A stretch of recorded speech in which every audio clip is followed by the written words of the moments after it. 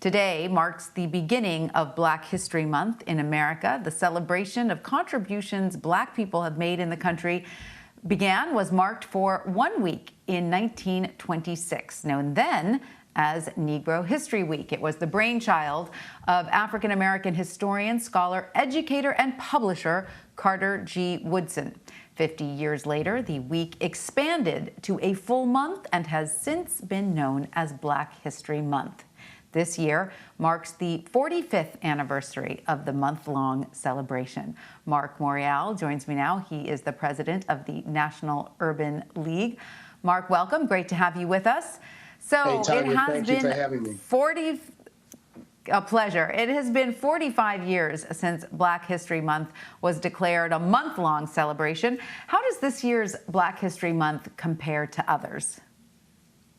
Each year, Black History Month is significant for many, many reasons. It's a chance for all of us to reflect, to self-educate, to celebrate, and to recommit on a number of levels. It's significant because in the last year, we've lost some giants: Cicely Tyson, Hank Aaron, C.T. Vivian, John Lewis, and Joseph Lowery, giants in Black America who impacted all people in this nation, have gone on. But it's also significant because we're in a year after George Floyd, after this new racial justice awakening which took place.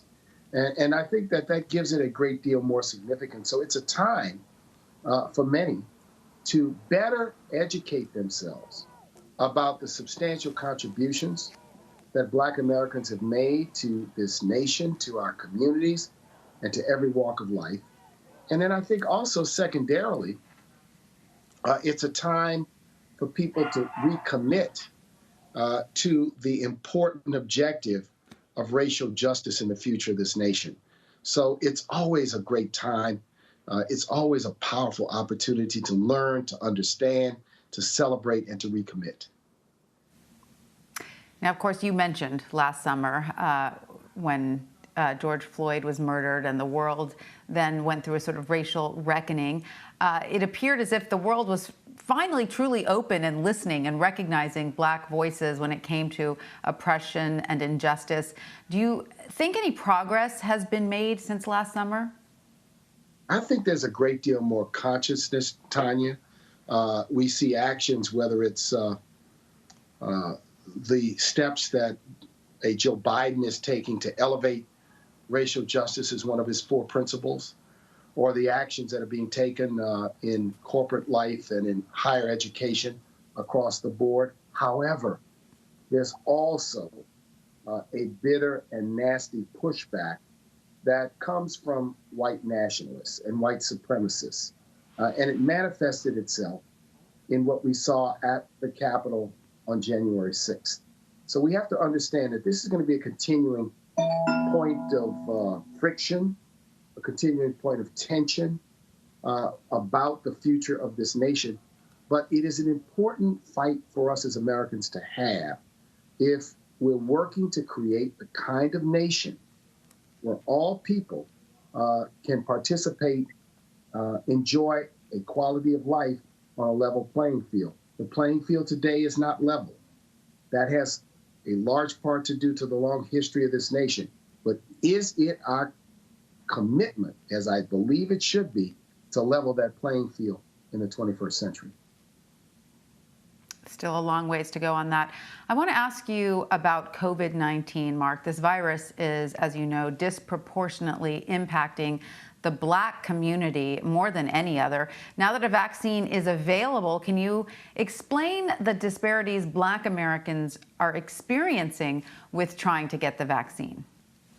So, Tanya, I think it's noteworthy that Black Americans, and from the research I've seen, very conservative people politically, are having the most resistance, or if you will, opposition to taking the COVID vaccine. And for Black Americans, it stems from a distrust. It stems from the long and sometimes painful history of abuse of medical experimentation. But having said that, I am part of an effort, along with a number of other people, to increase a better understanding and better acceptance about why the vaccine is our only way out of this pandemic. It is the only way we can turn the corner and try to fix the broken economy and move to a situation where our children can go back to school and we can create some semblance of normalcy in each and every one of our lives. So we've offered some important recommendations, Tanya. One is it's got to be community-based vaccination sites, not just pharmacies, not just hospitals, but schools and libraries and community centers. And number two, I think there's a need for a public education campaign to help people understand how the vaccine was developed, what its side effects are, if any.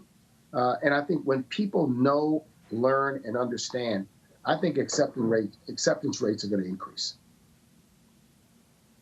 Now, we are obviously in a new administration. We're approaching 2 weeks into the Biden administration. Many in the Black community are excited that the vice president is a Black woman. Clearly, it's early. But are you encouraged by what you're seeing from the administration so far and what you hear the administration may have in store?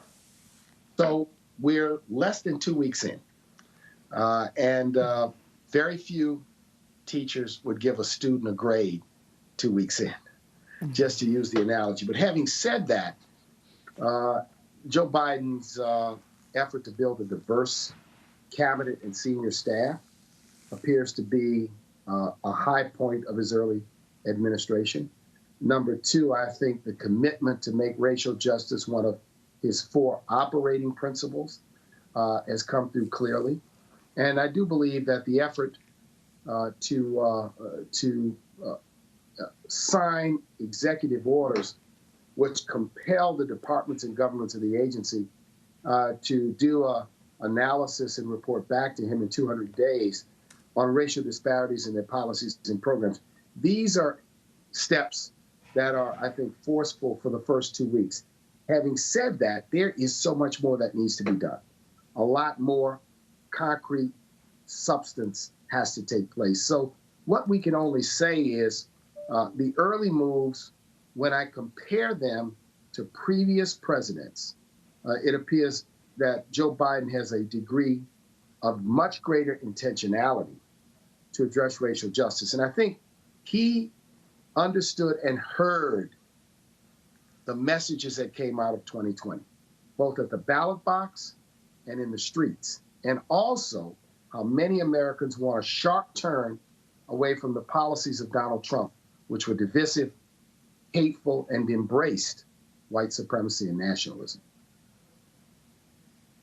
So it has been 58 years, Marc, since the I Have a Dream speech by Dr. Martin Luther King Jr. It's been 158 years since the Emancipation Proclamation that freed the enslaved and ended slavery in America. Do you feel that Black Americans are truly free and living Dr. King's dream? Are we not quite there yet? What does racial equality look like to you? So Black Americans are not truly free, and therefore America is not truly free until we wipe away all the vestiges of American slavery and segregation. Today, how does that past manifest itself?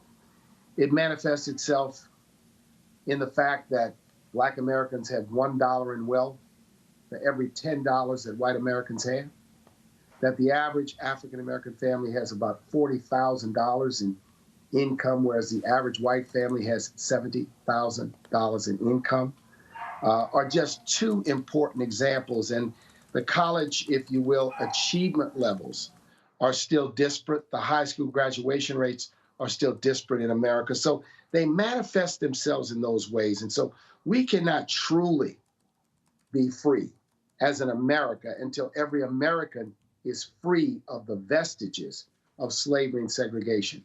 Our role in these times is to push, to fight, to encourage, to motivate, and to take concrete steps on what is a difficult journey, but an important journey that we must take as a nation. Marc Morial, thank you so much for joining us. Thanks, We Tanya. truly appreciate your time. Thank you for having me.